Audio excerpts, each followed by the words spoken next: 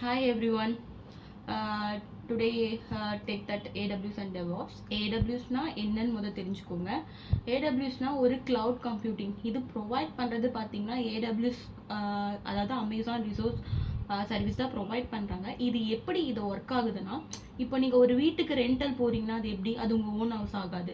நீங்கள் அந்த யூஸ் பண்ணுற அளவுக்கு ரெண்ட் கொடுத்துட்டே இருப்பீங்கள்ல, அந்த மாதிரி தான் நம்ம சர்வர் சைடு நம்ம எவ்வளோ அந்த சர்வரோட ஸ்பேஸை யூஸ் பண்ணுறோமோ அது வரைக்கும் நம்ம வந்து பே பண்ணணும். அதுதான் பே ஆஸ் கோ மாடலில் ஒர்க் ஆகுது.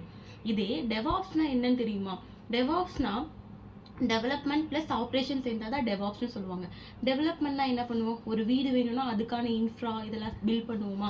அதுக்கு ஃபஸ்ட்டு இந்த டெக்னிக்கல் டேர்மில் கார்ப்பரேட் லாங்குவேஜில் டெவலப்மெண்ட்னா ஒன்றும் இல்லை, சோர்ஸ் கோடு தான்.